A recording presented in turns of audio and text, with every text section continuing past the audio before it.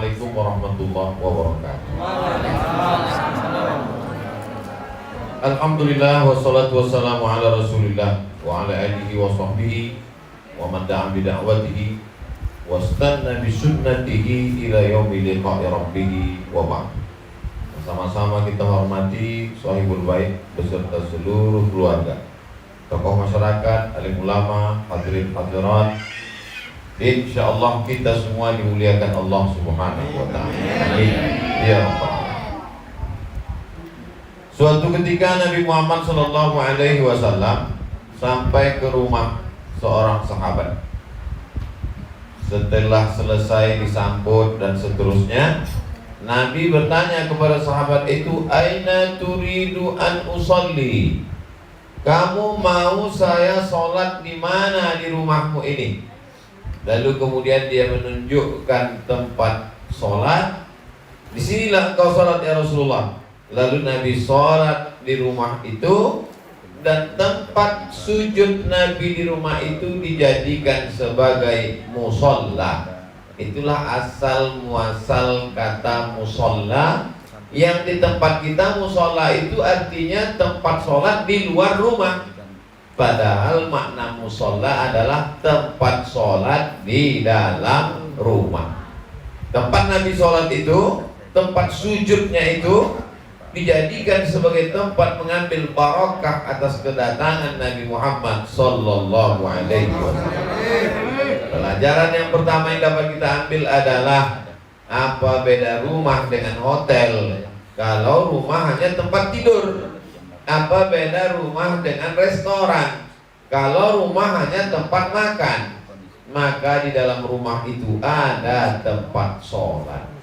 Rumah saya kecil Pak Ustaz, tidak bisa dibuat ada tempat sholat khusus. Ya tidak apa-apa, karena hukumnya tidak wajib, bukan fardu, bukan rukun. Tapi kalau dibuat itu baik. Membuat satu tempat sholat di dalam rumah.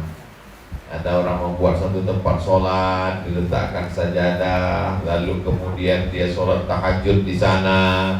Setelah dia meninggal dunia, anaknya bangun tengah malam mau ke toilet, buang air kecil, dia lihat di sini dulu almarhum bapak saya sholat tahajud malam. Maka dia pun ambil wudhu, dia tahajud di tempat itu. Kita sudah mengajar anak kita tanpa harus menjadi ustadz dan penceramah, tidak dengan kata-kata, tapi langsung dengan perbuatan.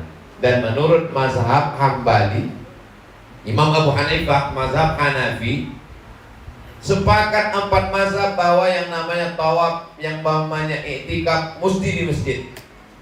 Tidak ada i'tikaf di luar masjid. Tapi menurut mazhab Hanafi, boleh perempuan i'tikaf di musolla al-bait, di dalam musolla tempat sholat di dalam rumah. Itulah mengapa kata Nabi SAW, ij'alu, jadikanlah sholat kamu itu fi buyutikum. Ij'alu, jadikanlah min sholatikum, sebagian dari sholat kamu itu di rumah kamu. Sholat kan di masjid Pak Ustaz, ya. Sholat subuh di masjid, sholat zuhur di masjid, sholat asar di masjid, sholat maghrib di masjid, sholat isya di masjid. Tapi sebagian sholat itu dijadikan di rumah. Maksudnya sholat sunnah, sholat duha, sholat tahajud, sholat sunat hajat, sholat sunat wudu, sholat sunat tasbih, sholat berjamaah untuk mengajar anak-anak bagaimana tata cara sholat. Karena sholat tidak hanya bisa diajarkan dengan sholat menurut bahasa, sholat menurut istilah. Sholat ada tegaknya, ada rukuknya, ada sujudnya, ada tasyahudnya, ada i'tidalnya, ada salamnya. Sholat mesti dipraktekkan. Bagaimana posisi tangannya, bagaimana lututnya, bagaimana tasyahudnya. Itu semua berdasarkan hadis Nabi Muhammad sallallahu alaihi wasallam. Alhamdulillah, saya sampai ke rumah Shahibul Bait Haji Ibrahim Shah, masih Kalimantan Timur. Beberapa kali tertidur sampai saya lihat udah hampir di tengah laut, di jalan tuh danau. Saya dengar Ustadz Atta nelpon, gimana? Udah ada ini, ada air. Oh, udah dekat katanya. Insya Allah. Akhirnya sampai ditakdirkan Allah kita bertemu pada hari ini. Perjalanan saya ini panjang, dari Pekanbaru, Riau, Jakarta. Dari Jakarta Balikpapan, dari Balikpapan Samarinda, dari Samarinda Tenggarong. Tenggarong dulu. Oh, tak ingat, mutar-mutar udah pusing-pusing. Habis itu sampai ke rumah Haji Ibrahim. Begitu sampai saya lihat di luar kaca, saya bayangannya ini nanti kita bukan di masjid, bukan di hotel, di rumah. Oh, di rumah nyantai. Saya lihat wartawan banyak sekali.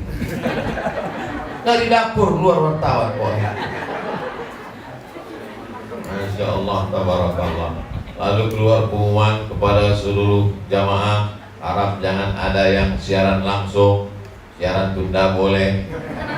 Jadi maksudnya yang rekaman-rekaman tadi silakan simpan di handphonenya. Kalau mau diupload boleh begitu masuk 1 Januari 2022.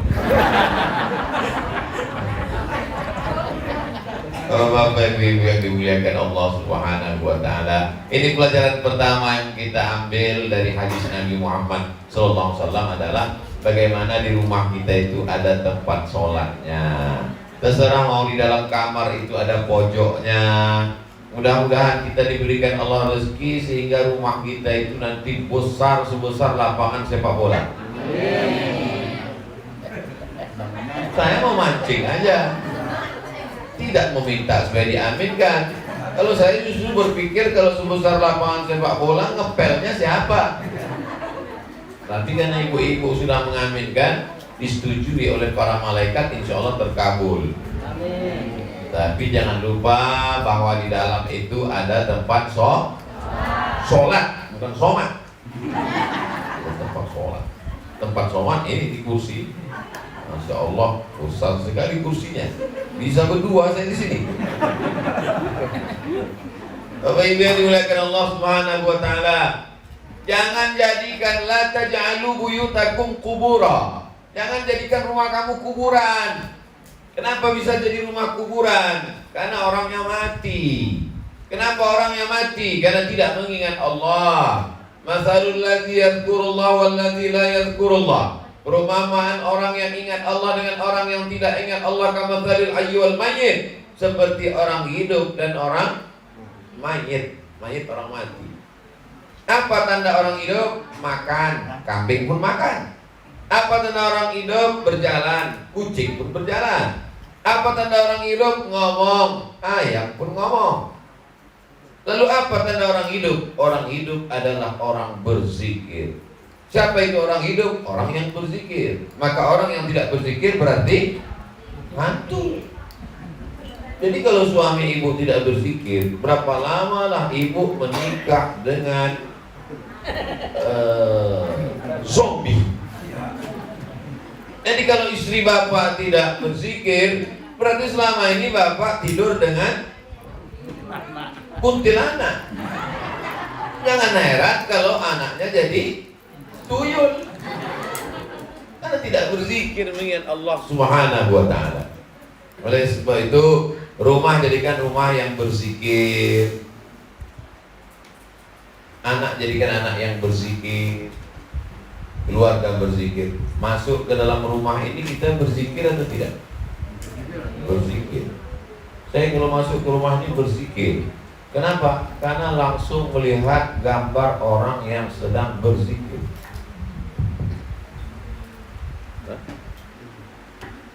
Masya Allah. Setiap 10 menit ganti mikrofon. Tapi saya lihat 2:30. Karena sudah ya 2:30 lewat 10. Begitu rupanya aturannya. Bukan cuma kamera yang banyak, mikrofon pun banyak. Coba ibu bayangkan kalau di dinding rumah itu gambar artis. Setiap masuk ke dalam, nampaklah gambar artis. Yang susah siapa? Ibu. Karena ibu mesti mirip dengan artis itu. Terpaksa itu. Hidungnya mesti dipaksa mancung, alisnya mesti ujungnya tajam, susah. Tapi alhamdulillah rumah ini gambarnya adalah gambar ulama. Tuan Guru Sekumpul, Tuan Guru Ijai. Beliau, kita mengenal beliau dengan zikirnya, dengan sholawatnya, dengan majelisnya. Sudah meninggal dunia pun dengan haulnya terbesar di Indonesia, sampai jutaan orang datang. Makanannya disediakan oleh masyarakat. Begitulah rupanya kalau orang berzikir. Walaupun dia sudah tak ada di atas dunia, tapi orang tetap mengingat dia. Kenapa? Karena dia selalu mengingat Allah, maka dijadikan Allah hati manusia itu terlalu teringat dengan dia. Kira-kira kalau kita mati masih diingat orang atau tidak? Ini jadi pikiran sama kita. Kadang saya terpikir, Guru Sekumpul sudah meninggal sekian tahun, masih diingat orang. Abdul Somad begitu hilang Facebook, lupa orang. Jangan-jangan orang ingat sama engkau karena Facebook, Abdul Somad, karena Instagram, karena YouTube. Mudah-mudahan kita bersama ini hanya karena zikir la ilaha illallah Muhammadur Rasulullah sallallahu alaihi wasallam. Disambut dengan zikir. Ustaz Somad datang ke rumah Haji Ibrahim Sahab, disambut dengan zikir. Zikirnya mana? Itu dipukul tadi, kelompang. Allahumma sholli ala sayyidina Muhammad. Isi yang dibacakan oleh adik-adik kita tadi adalah zikir, sholawat, menyebut nama Nabi. Ketika mereka menyebut sholawat, kita yang mendengar pun ikut bersolawat. Allahumma sholli ala sayyidina Muhammad, Allahumma sholli ala sayyidina Muhammad wa ala ali sayyidina Muhammad. Berzikir. Berapa kali saya datang pesta kondangan tidak disambut dengan zikir. Sudah datang siap, begitu sampai di lokasi tidak jadi saya masuk. Pulang saya langsung ke rumah. Yang nelpon itu yang ngundang sampai hati Ustaz Somad. Ya, kami susah-susah ngirim surat undangan ke rumah. Kenapa nggak datang? Gimana saya mau masuk? Saya bilang disambut dengan lagu Jatuh Bangun Aku Mendengarmu. Menyanyinya pakai rok pendek, pentasnya tinggi. Susah, kita takut nanti duduk di situ makan salah suap. Nah, hari ini kita sedang diajarkan luar biasa. Masuk ke rumah, ada tempat sholat.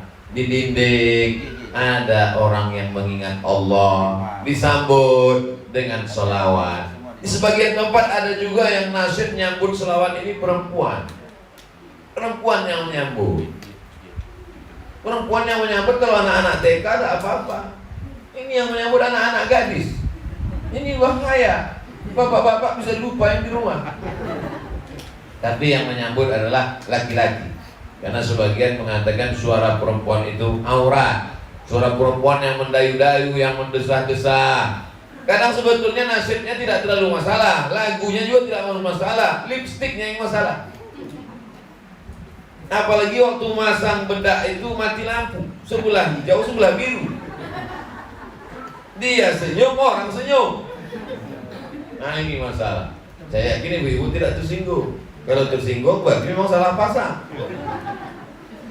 Bapak Ibu yang dimuliakan Allah Subhanahu wa taala, kalau punya lingkungan, buatlah lingkungan itu yang membuat kita saling mengingat kepada Allah. Wa tawasau bil haq wa tawasau bis sabr. Kalau punya gambar, buatlah gambar itu yang membuat kita mengingat kepada Allah. Gambar Ka'bah, gambar ulama, gambar Masjidil Haram, gambar Masjid Nabawi. Kalau punya rumah, buatlah di lantai rumah itu yang mengingatkan kita kepada Allah. Kalau punya handphone Pak Ustaz, buatlah gambar handphone itu yang mengingatkan kita kepada Allah.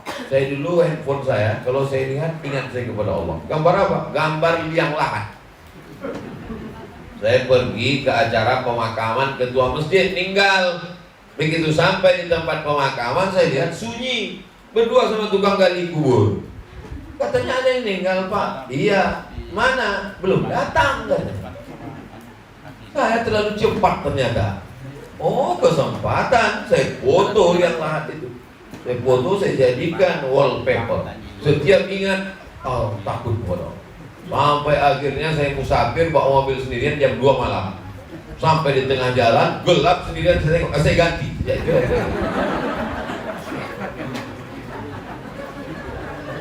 Nada panggilan, nada dering yang mengingatkan kepada Allah. Sallallahu ala Muhammad sallallahu alaihi wasallam. Bagus. Tala'al badru alaina. Bagus. Ini dibuat nada panggilan, nada-nada lagu-lagu yang melalaikan kepada Allah. Iya kalau dia berbunyi di rumah. Kalau berbunyinya pas sholat berjamaah lupa matikan handphone, senyum imamnya, makmumnya ketawa. Buatlah sesuatu yang mengingatkan kita kepada Allah. Punya istri yang mengingatkan kepada Allah. Bang, ingat Allah bang. Ini abang nampaknya udah batuk-batuk, jangan-jangan gak sampai hari Jumat. Punya suami yang mengingatkan kepada Allah. Adinda pakai baju panjang, kerudungnya panjang, jilbabnya panjang. Jangan sampai kau menutup aurat nanti setelah pakai kain kapan. Mohon maaf, di kampung kita ini ada kain kapannya pakai rok pendek? Nggak ada. Semua kain kapan pasti tertutup auratnya. Kain kapan menutup dari mulai ujung rambut sampai ujung kaki. Jangan sampai seumur hidup tidak pernah menutup aurat. Sekali menutup aurat pakai kain kapan. Begitu kalau memberikan nasihat, tulis di dinding kamar, pakailah kain yang menutup aurat. Jangan sampai menutup aurat hanya ditutup dengan kain kapan. Hadis Nabi Ustaz? Bukan, dapat saya di grup WhatsApp. Saudara yang dimuliakan Allah Subhanahu wa taala, berteman, bersahabat yang mengingatkan kita kepada Allah. Malam-malam dia telepon jam 2 malam. Assalamualaikum. Sudah tahajud? Kata dia. Ada itu namanya tahajud call. Saya pun tahunya dari jamaah juga pas pengajian tanya jawab. Nanti saya berikan mukadimah, habis ini kita tanya jawab insyaallah. Tolong pertanyaannya agak berkualitas gitu. Di beberapa jamaah ini pertanyaannya, Ustaz, apakah bumi itu bulan?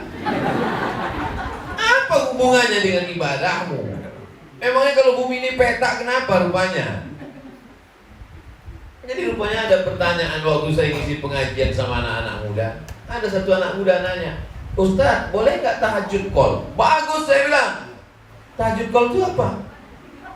Malam-malam nelpon Pak Ustaz. Oh bagus, mengingatkan kawan sama tetangga untuk sholat, bagus. Tapi yang saya telepon pacar saya. Kenapa kalian pacaran anak-anak muda bisa pacaran? Ini pacaran syariah Pak Ustaz. Yang 2 malam telepon, hai akhi ukhti. Tidak ada pacaran syariah. Itu nanti kau dipermainkan setan. Berawal dari telepon tahajud, kirim-kiriman foto, kirim-kiriman video. Setan tidak pernah mengajak berzina, tapi dia mengajak kepada jalan-jalan menuju perbuatan zina. Sejak itu saya sampaikan kepada anak-anak muda, anak-anak muda, kalian sudah hijrah, sudah pengajian, stop, tidak pacaran. Siap. Sejak mendengar pengajian ini, insya Allah semua yang pacaran putus. Diam semua. Mengingatkan kita kepada Allah Subhanahu wa taala. Punya orang tua yang mengingatkan kepada Allah. Ini banyak sekarang orang tua mengingatkan kepada masa depan. Nanti kamu kalau kuliah jurusannya apa? Jangan jurusan agama, nanti gak bisa kerja. Nanti kalau kamu sudah kerja, sudah punya rumah, sudah punya mobil, carilah suami orang yang kaya raya. Kalau yang miskin jangan diterima, walaupun kau jadi tua bangka. Ini bukan mengingatkan kepada Allah, tapi melalaikan daripada Allah Subhanahu wa ta'ala. Bahkan ada pula orang tua ini pun tahunya dari jamaah juga. Ustaz Somad, boleh nggak kalau jilbab saya agak dibuka sedikit rambutnya? Jilbab apa ini? Ini namanya jilbab pasrah tapi tak rela. Yang namanya hijab jilbab itu seluruhnya tertutup, longgar, tidak transparan, tidak rapat, tidak sempit. Kenapa mesti dinampakkan? Kata emak saya, kata mama, kata mami, nanti kalau jilbabnya terlalu rapat susah dapat pasangan. Kata dia, saya mesti pacaran berdosa. Kata mama, yang nanggung dosanya mama. Jadi sebenarnya bukan kenakalan remaja, Bukan kenakalan anak muda, tapi kenakalan M3, mak-mak milenial. Tapi saya yakin dan percaya, kenapa anak-anak muda, anak-anak kita soleh dan solehah, itu pastilah karena masyarakat kita, masyarakat yang mengingatkan kepada Allah. Berawal semuanya dari mana? Dari rumah. Dari rumah. Baiti jannati, rumahku adalah surgaku. Insya Allah rumah ini adalah surga. Terang benderang. Apa tak terang lampunya hidup? Tenang adem ayam. Apa tak adem ayam? Kipasnya besar, kata jamaah. Tenang itu letaknya di hati. Walaupun rumahmu sebesar lapangan sepak bola, tapi kalau hatimu sempit, kau bunuh diri.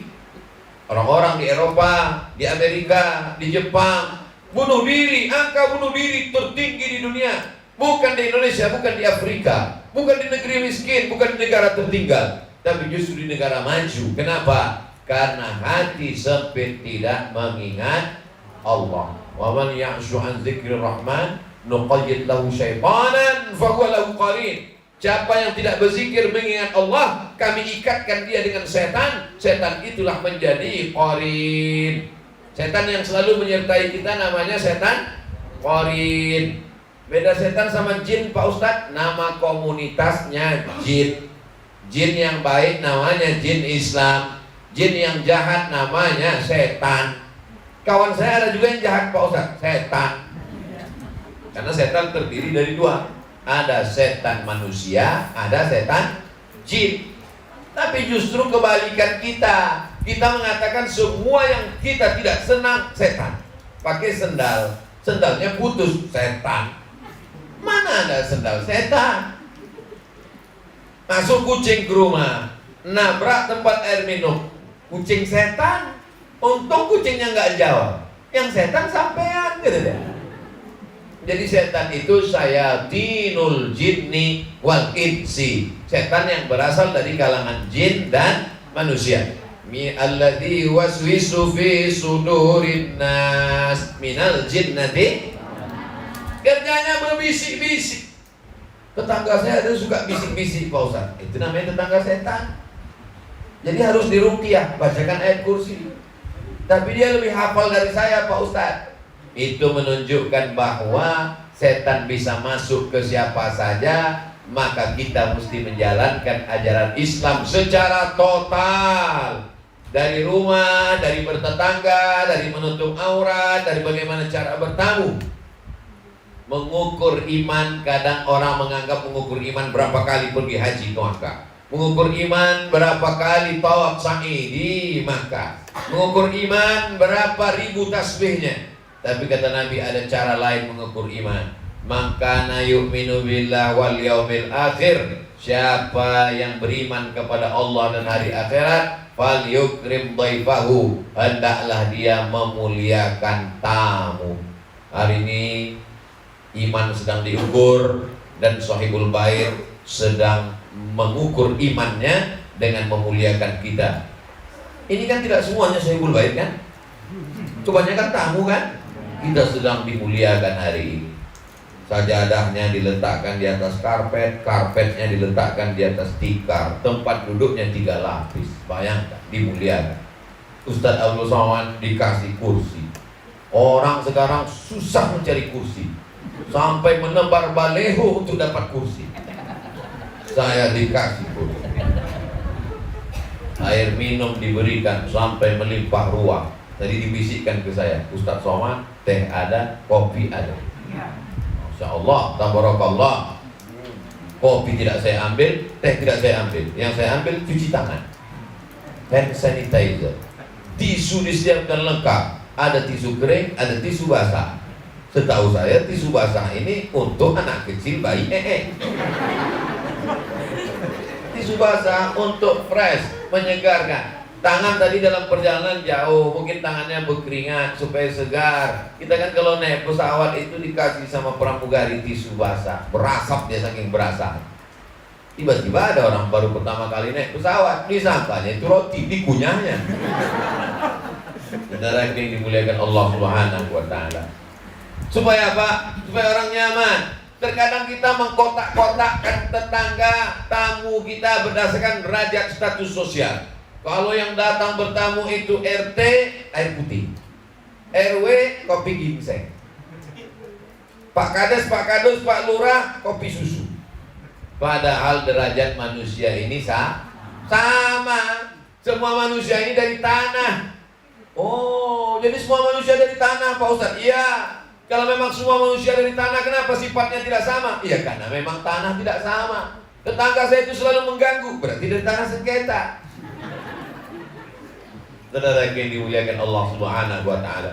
Kata Ustaz Somad, memperlakukan tamu mesti sama. Betul. Kalau memang sama, kenapa Ustaz dikasih kursi? Kenapa kami tidak? Karena saya ceramah. Tak mungkin saya bicara di bawah, tak kelihatan. Jadi bahwa kita punya kelebihan yang tahu hanya Allah Subhanahu wa Ta'ala. Kalau mau melihat siapa yang punya kelebihan, nanti di surga Jannatul Firdaus barulah kelihatan. Ternyata rupanya ibu yang bukan ustaz, yang bukan dokter, yang bukan MA, yang bukan LC, yang bukan ulama, tapi boleh jadi karena hatinya lebih ikhlas, dia lebih dulu masuk surga insyaallah. Ibu biasa saja, ibu rumah tangga, hatinya bersih, tidak riba, tidak namimah, tidak adu domba, tak membuka aurat, melayani ke rumah anak, keluarga, suami dengan baik, berzikir, baca selawat, masuk dia ke dalam surga karena amal solehnya. Walaupun dia bukan ulama, begitu dia masuk surga, dia tanya malaikat, Ustadz yang ke rumah saya kemarin masuk surga enggak malaikat? Kata malaikat, dia sudah lama dari tadi nunggu. Amin. Nampaknya dia enggak setuju sih. Ya Bapak Ibu yang dimuliakan Allah Subhanahu wa Ta'ala, hidup di dunia ini hanya sekejap saja. Berapa lama kita hidup di dunia ini? Banyak orang mengatakan hidup di dunia 63 tahun. Dulu katanya hidup di dunia ini nunggu tua, nunggu sakit. Dulu nunggu tua, nunggu sakit. Sekarang anak muda meninggal dunia. Kenapa? COVID-19. Maka mesti protokol kesehatan. Jaga jarak di antara kita. Cuci tangan, hand sanitizer. Tutup mulut pakai masker. Kenapa mulut dengan hidung ditutup? Karena COVID menjalar, menular melalui mulut. Mudah-mudahan COVID ini tidak bermutasi canggih, bisa menular melalui telinga. Bayangkan kalau COVID ini bermutasi tahun 2000 sekian, dia bisa melalui telinga, maka tak ada lagi tausiah. Kenapa? Gunanya lagi ceramah. Sekarang buktinya tak ada gunanya senyum. Dulu kita kalau mau foto, senyum, smile, semuanya nyebut buncis, buncis. Sekarang tak ada lagi gunanya. Kenapa? Karena mulut tertutup. Mau senyum, mau tidak, mau nampak gigi, mau tidak, mana orang tahu. Tapi insya Allah, karena kita banyak berzikir dan berdoa, COVID itu akan segera mudik pulang kampung. Kabarnya dia tidak pulang kampung ini karena ada larangan mudik. Saudara yang dimuliakan Allah Subhanahu wa Ta'ala, hidup ini sementara. Sampai berapa lama lah kita hidup ini? Sampai matahari redup, kita pun lanjut perjalanan. Panas terik, mampir sebentar di bawah pohon kayu rindang untuk menunggu matahari redup. Begitu matahari redup, kita lanjutkan perjalanan. Perjalanan kita ini yang panjang. Hidup singkat, perjalanan panjang. Dari Pekanbaru ke Jakarta, dari Jakarta ke Balikpapan, dari Balikpapan ke Tenggarong, dari Tenggarong ke Samarinda. Begitu juga dalam perjalanan kita dari alam roh. Kalau ada di antara Bapak Ibu yang terbersit, terlintas di hatinya, saya sepertinya pernah melihat Ustadz Somad, tapi kan saya baru pertama kemarin Ustadz datang. Ya. Pertama kali? Pertama kali. Kok sepertinya pernah melihat Bapak? Berarti kita pernah ketemu di alam roh. Waktu itu roh kita papasan, entah lagi belanja di pasar atau di mall. Belum masuk ke dalam jasad. Kalau pernah merasa melihat orang tidak satu sekolah, tidak satu kampung, bukan keluarga, bukan teman, bukan sahabat, seperti pernah ketemu, sesungguhnya roh kita pernah berpapasan di alam roh. Tapi nggak bisa ngomong gitu sama Pak Polisi. Pas kita ketemu, loh, seperti kita pernah ketemu. Iya, aku kan yang menilang kau kemarin.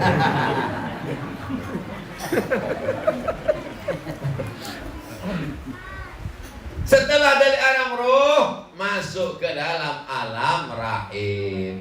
Berapa lama di alam rahim? 9 bulan 10 hari.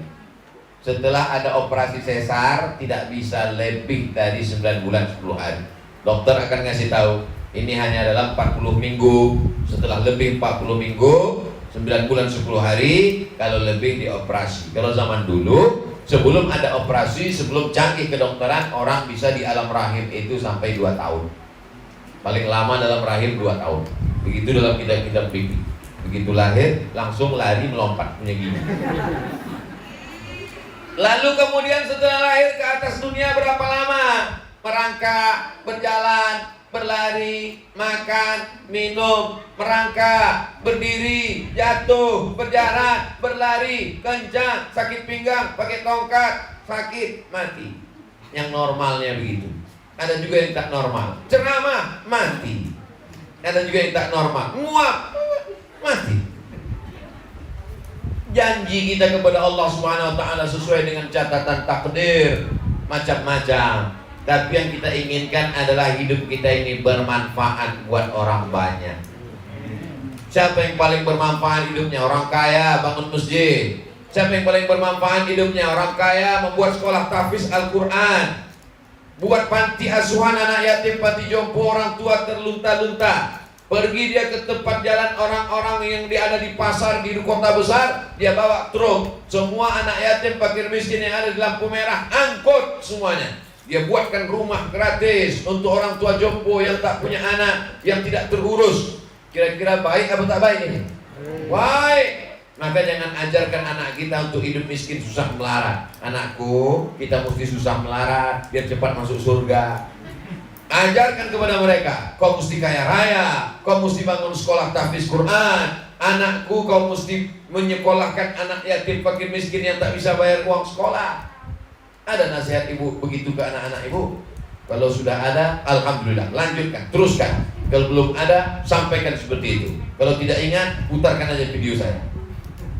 Saudara yang dimuliakan Allah SWT, bermanfaat buat orang banyak dengan jabatan, jadi camat, jadi kepala dinas, jadi bupati, jadi wali kota, jadi gubernur. Bermanfaat untuk orang banyak. Selama dia menjabat, berapa masjid yang dia bangun? Berapa sekolah yang dibebaskan uang sekolah gratis? Berapa orang melahirkan susah diberikan BPJS gratis, sekolah, pendidikan, kesehatan? Maka bermanfaat buat orang banyak. Saya tidak kaya, saya tak punya jabatan. Saya berharap dengan tausiah ceramah-ceramah ini bermanfaat buat orang banyak, insya Allah. Alhamdulillah Pak Ustaz, saya selalu mendengar ceramah Ustaz. Alhamdulillah Pak Ustaz, istri saya sebelum tidur malam mendengar ceramah Ustaz. Yang sebelumnya dia mendengar lagu joget-joget, hampir kakinya terkilir jatuh. Sekarang sejak mendengar ceramah dia menjadi baik Pak Ustaz. Mudah-mudahan itulah yang mengalir ke makam Abdul Somad, insya Allah. Ya, buat aminnya belum mau mati lagi. Nanti tidak bisa di-request. Kalau mau mati dalam perjalanan bisa saja mati. Innama amruhu idza arada syai'an ayaqula lahu kun fayakun. Saya selalu siap mati. Karena naik pesawat itu nggak ada talinya. Pesawat itu tidak menggantung pakai tali seperti anak pakai ayunan. Bisa saja jatuh ke laut, bisa saja jatuh ke hutan, bisa saja mati sudah lama. Yang penting kita naik, lalu kita berdoa kepada Allah Subhanahu wa taala, subhanalladzi sakhkhara lana hadza wa ma kunna lahu muqrinin wa inna ila rabbina lamunqalibun. Tiba-tiba ada yang membangunkan. Pak bangun. Apa? Minum air putih. Oh. Ustaz bangun. Kenapa? Kita sudah sampai Balikpapan. Oh. Tapi ada masanya nanti tiba-tiba kita terbangun. Marabuka. Jangan terkejut. Kenapa? Karena semua pasti akan melewati zaman masa itu. Betul. Siapkanlah untuk menjawab pertanyaan ini.